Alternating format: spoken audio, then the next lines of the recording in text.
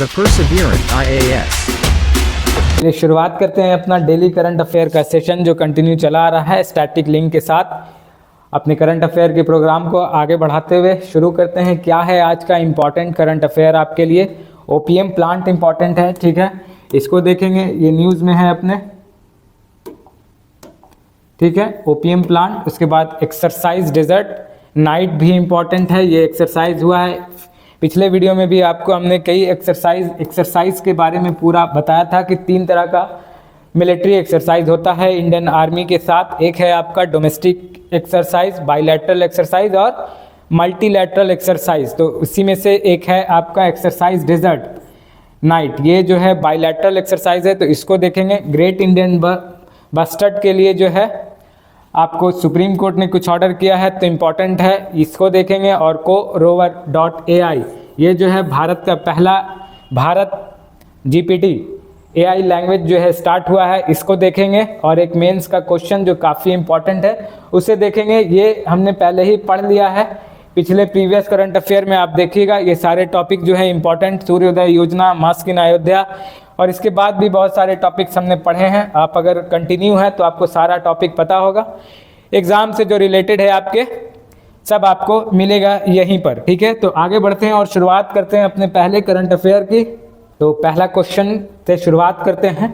Which 2 Indian state contribute 80% of opium production? कौन सा 2 state जो है ओपीएम का 80% तक आपको प्रोड्यूस करता है? कौन सा 2 स्टेट है जो आपका ओपीएम का 80% तक अकेले ही उत्पाद करता है, प्रोड्यूस करता है? तो इसमें से आपको बताना है कि कौन 2 स्टेट हैं, मध्य प्रदेश या छत्तीसगढ़। मध्य प्रदेश और राजस्थान एंड छत्तीसगढ़, उत्तर प्रदेश और बिहार, ठीक है। तो इसका करेक्ट आंसर है आपका मध्य प्रदेश एंड राजस्थान जो है अकेला 80% ओपीएम का इंडिया में प्रोडक्शन करता है, ये आप जान लीजिएगा। और ये ओपीएम से रिगार्डेड जो गाइडलाइंस है वो गवर्नमेंट ऑफ इंडिया के थ्रू 1930 से चला आ रहा है, ये आप ध्यान में रखिएगा। आगे वो चीज़ देखेंगे। पहले आप देखिए कि 80% जो है कहाँ होता है ओपीएम? मध्य प्रदेश एंड राजस्थान। ये लोकेशन बेस्ड क्वेश्चन आपसे पूछा जा सकता है, इसलिए इसको ध्यान में रखिएगा। ये है आपका ओपीएम जो कि प्रोड्यूस किससे होता है? Opium is a natural substance obtain from poppy seeds, ठीक है। असल में ये ऑयल सीड होता है, ये अभी आपको आगे फिगर में देखने को मिलेगा, तो आप नोट कर लीजिए। ये इंपॉर्टेंट है कि ओपीएम किससे प्रोड्यूस होता है? पॉपी सीड से, ठीक है। और mainly use for pain management, ठीक है, मेडिकल फील्ड में यूज होता है इसका पेन मैनेजमेंट के लिए, ठीक है। Poppy end of several flowering plant of the Poppy family, ठीक है। ये सब का सब जो है पॉपी फैमिली से पापावेरसिया स्पेशली स्पेशीज है ऑफ द जीन्स ऑफ पापावीर से आपको ओपीएम प्रोड्यूस होता है। पोपी एक फैमिली है जिससे आपका ओपीएम प्रोड्यूस किया जाता है, और मॉर्फिन, हीरोइन सब इसी से ड्राइव किया जाता है, इसलिए इम्पॉर्टेंट है ये आपके एग्जाम प्रोस्पेक्टिव से। आपके बायोलॉजी के टर्म से क्वेश्चन पूछा जा सकता है यहाँ से, ये आप ध्यान में रखिएगा। और होता कैसा है ये? मिल्की लैटिस, ये देख रहे हैं आप, ये जो देख रहे हैं मिल्की लैटिस, इसी की बात हो रही है यहाँ पे। आप देखिए, milky latex in the unripe seed capsule of the opium poppy Papaver somniferum, ठीक है। ये सब टेक्निकल टर्म है इसका, आप इसको ध्यान में रखिएगा। यहाँ से आपको एग्जाम में क्वेश्चन पूछता है, ठीक है। और ये कहाँ से ऑरिजिन कहाँ, नेटिव कहाँ है इसका? टर्की, याद रखिएगा, ठीक है। और ये आपकी एशिया में है कि यूरोप में है टर्की, ये आपको बताना है। ये है आपका ऑयल सीड, इसी से जो है ओपीएम प्रोड्यूस किया जाता है, ये आप ध्यान में रखिएगा। इसी को पोपी सीड भी बोलते हैं, POPPY, पोपी सीड जो हम बात कर रहे थे, इसी की बात कर रहे थे। आफ्टर इंडिया गेन इंडिपेंडेंस, सबसे पहले तो ओपीएम की जो खेती है इसको ब्रिटिश गवर्नमेंट ने अपने अंडर में ले लिया था। उसके बाद इसके लिए उन्होंने एक्ट भी बनाया था, द ओपीएम एक्ट 1857। ये सबसे पहला एक्ट था ओपीएम से रिलेटेड, ये ध्यान में रखिएगा। दूसरा एक्ट था आपका 1878 में, the opium act 1878, and the last act जो था 1930, जिसके बारे में अभी बताया। गवर्नमेंट ऑफ इंडिया जो है इसी का अभी भी इस्तेमाल करती है, द डेंजरस ड्रग एक्ट 1930। तो ओपीएम अभी न्यूज़ में था, आपसे बेस्ट सबसे पहले ध्यान में रखिएगा कि इंडिया में अभी कहाँ सबसे ज़्यादा हो रहा है? राजस्थान एंड MP, ठीक है। और यूज़ किस लिए होता है? तो पेन मैनेजमेंट के लिए ड्रग फैमिली यूज़ करती है, ड्रग्स कंपनीज यूज़ करती है, जो दवा बनाती है, मेडिकल फील्ड में इसका यूज़ सबसे ज़्यादा होता है। और इसका ऐसे यूज़ करना आपके लिए हानिकारक हो सकता है, दोनों तरह से इलीगल है ये। इस तरह से आप बिना लाइसेंस के इसका यूज़ नहीं कर सकते हैं। इसके लिए ड्रग एजेंसीज के पास लाइसेंस होता है, इसके थ्रू वो दवा वगैरह बनाती हैं। तो ये इंपॉर्टेंट था, इसको ध्यान में रखिएगा। आगे बढ़ते हैं और अपना नेक्स्ट क्वेश्चन देखते हैं। चलिए नेक्स्ट क्वेश्चन देखते हैं। याद रखिएगा मॉर्फिन, हीरोइन और कोडीन सब जो है ओपियम से ही लिया जाता है, प्राप्त किया जाता है, ये ध्यान में रखिएगा। Exercise Desert Knight was commenced between, किन दो देशों के बीच जो है आपका एक्सरसाइज डेजर्ट नाइट हुआ है। हमने आपको पहले ही बताया है 3 तरह का एक्सरसाइज होता है। सबसे पहला आपका डोमेस्टिक, ठीक है, दूसरा है आपका बाइलैटरल, ठीक है, बाइलैटरल बहुत ज़्यादा होता है, और तीसरा है आपका मल्टीलैटरल, ठीक है, मल्टीलैटरल, ठीक है। मल्टीलैटरल आपका एक 26 देश के साथ होता है, उसका क्या नाम था, ये सब हमने आपको आपके प्रीवियस वीडियो में बताया है। एक मालाबार होता है आपका, ये भी मल्टीलैटरल है, 4 देश के साथ होता है। ये हमने आपसे पूछा था, जो क्वाड के मेंबर है उन्हीं के साथ होता है, ये हमने आपसे पूछा भी था क्वेश्चन। और ये चलिए आते हैं इस पे, ये जो है आपका कौन सा है, ये है आपका बाइलैटरल है, ठीक है। 2 देशों के बीच में जो भी होगा वो बाइलैटरल हो जाएगा। मल्टीलैटरल एक से ज़्यादा देश के बीच में। और ये ध्यान रखिएगा कि ये जो है आपका किसके किसके साथ हो रहा है ये एक्सरसाइज, 23 जनवरी से 24 जनवरी ये चला है इंडिया एंड फ्रांस के बीच। और लोकेशन याद रखिएगा कि हुआ ये है यूएई में, ठीक है। 2 देश के बीच हुआ है, इंडिया और फ्रांस, और लोकेशन यूएई में हुआ है। आपसे इस एयरपोर्ट का नाम भी याद रखिएगा जहां से ये हुआ है, आपसे क्वेश्चन पूछेगा इस तरह से। देखिए on 23rd 24th January Indian air force IAF conducted exercise Desert Knight along with French air, ठीक है, French air space force FASF, French air space force and United Arab Emirates, ये UAE एयरफोर्स 2 के बीच में हुआ है। और हुआ कहाँ है, ये कंडक्ट कराने वाली UAE, ठीक है। और इनको आप जानते ही होंगे, इनके बारे में बहुत बार बता चुके हैं। ये चीफ ऑफ एयर स्टाफ हैं, ठीक है। और कौन है ये, विवेक राम चौधरी, ठीक है। इनको हमने बताया है, आपको विस्तार से इनके बारे में बताया। अबाउट एक्सरसाइज के जान लीजिए आप, क्या है आपका Desert Knight exercise. It is a bilateral exercise, पहले ही बताया 2 कंट्री के बीच में होगा। तो बाइलैटरल किसके किसके बीच हुआ है, Indian air force and French air and space force, ठीक है। और the French participation include the Rafale fighter jet, French army यानी फ्रांस की तरफ से राफेल फाइटर एयरक्राफ्ट था। और कौन था, एक मल्टी रोल टैंकर, कभी कभी ये भी आपसे पूछा जाता है स्टेटमेंट वाइज क्वेश्चन में। और ये हुआ कहाँ, UAE air force field. The F-16 aircraft operated from the Al Dhafra airbase, ये Al Dhafra airbase important location है, इसको ध्यान में रखिएगा कि डेजर्ट नाइट जो है यही हुआ है, कहाँ, अल दफ्रा एयरबेस UAE में। अब इंडिया की तरफ से कौन कौन एयरक्राफ्ट शामिल हुआ था इसमें, ये भी इंपॉर्टेंट है आपके लिए जानना।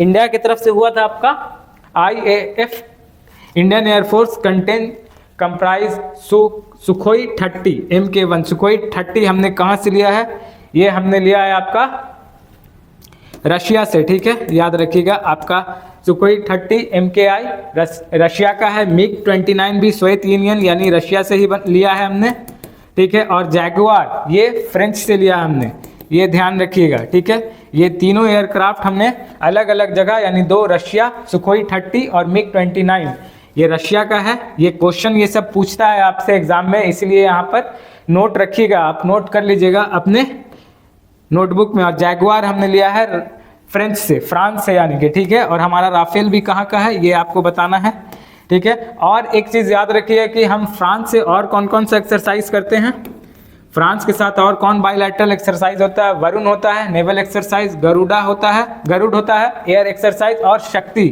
ठीक है। एक गरुड़ आप इंडोनेशिया के साथ भी करते हैं, ये ध्यान में रखिएगा। और गरुड़ा एक्सरसाइज जब बोलेंगे तो आप फ्रांस को याद कीजिएगा।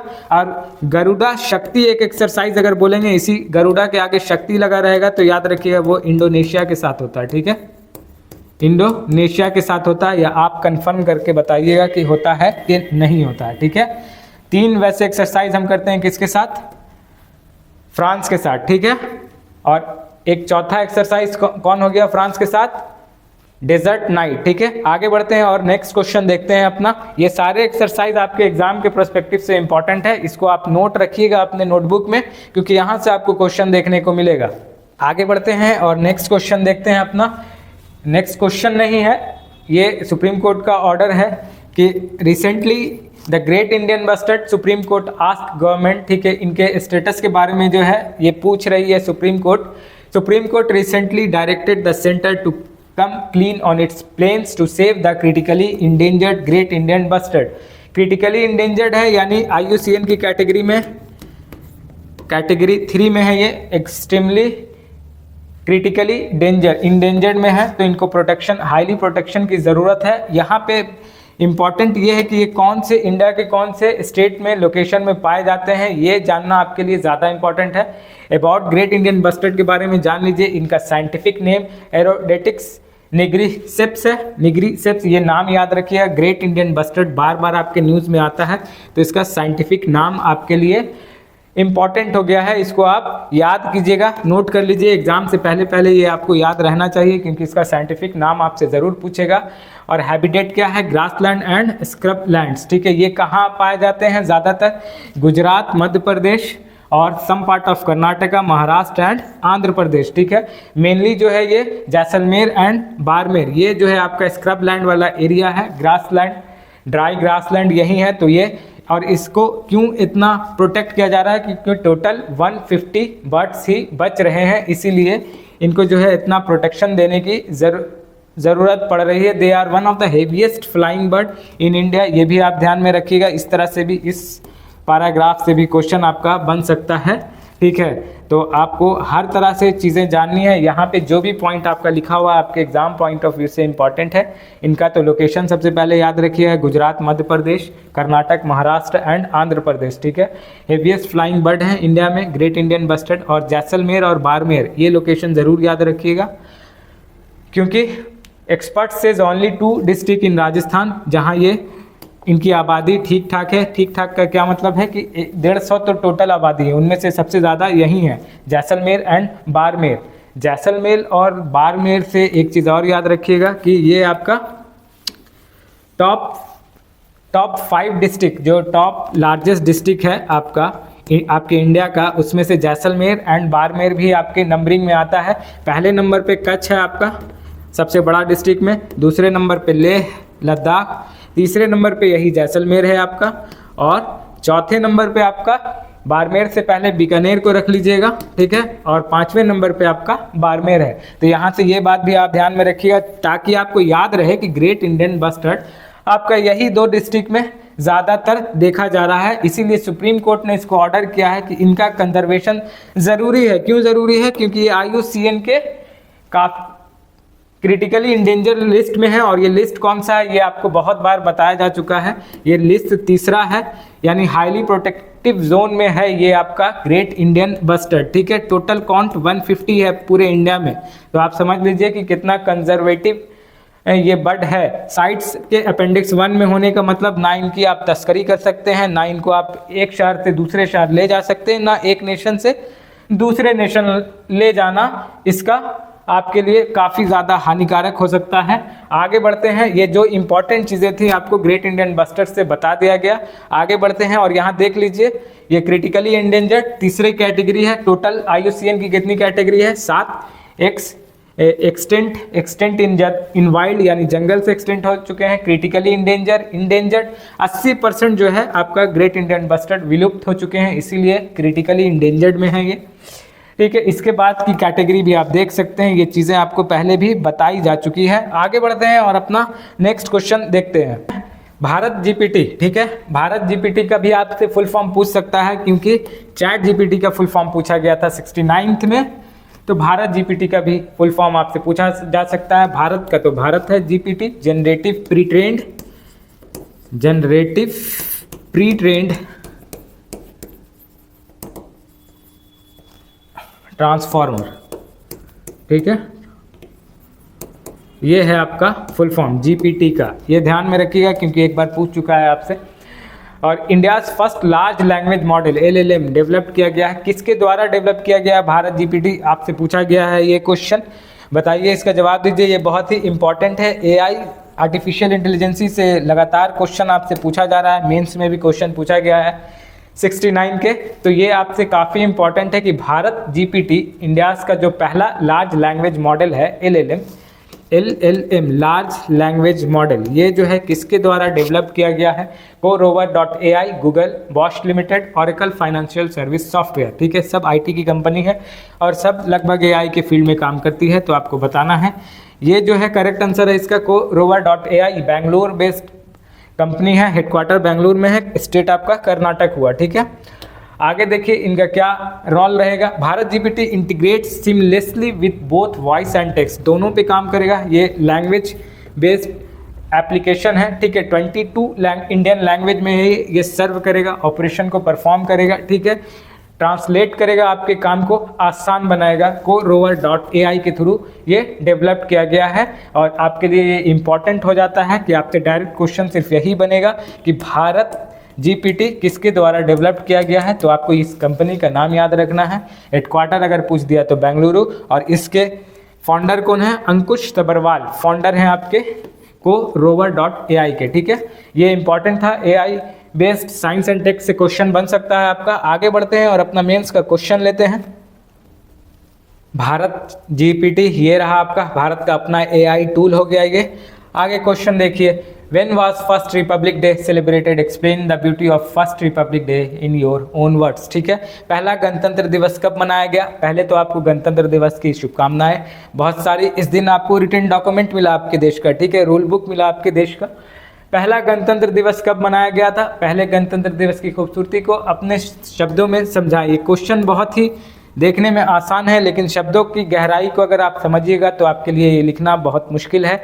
ज़रा सोचिए उनके बारे में जिन्होंने संविधान को लिखा और उसके बाद पहला गणतंत्र दिवस 26 जनवरी 1950 को इसको लागू किया, और इसके संघर्षों को जो है उसको इन्होंने एक्सपीरियंस किया, कैसे संविधान को समेटकर, हिंदुस्तान को समेटकर एक रूल बुक तैयार किया गया। ये कितना कठिन था ये आपको तब पता चलेगा जब आप संविधान को अच्छे तरीके से पढ़िएगा, उसके बनने के प्रोसेस को पढ़िएगा। पूरा संविधान को लिविंग डॉक्यूमेंट कहा गया है, ठीक है, आपके NCERT के बुक क्लास 11th में, ठीक है, लिविंग डॉक्यूमेंट कहा गया है। क्यों संविधान ज़रूरी था, क्यों इसको रचा गया, क्यों इसको बनाया गया, किसके हित की बात करता है ये, ठीक है, ये सब जानना आपके लिए बहुत ज़रूरी है। आपका कल का दिन जो है 26 जनवरी गणतंत्र दिवस, 75वां गणतंत्र दिवस आप मनाने जा रहे हैं कल।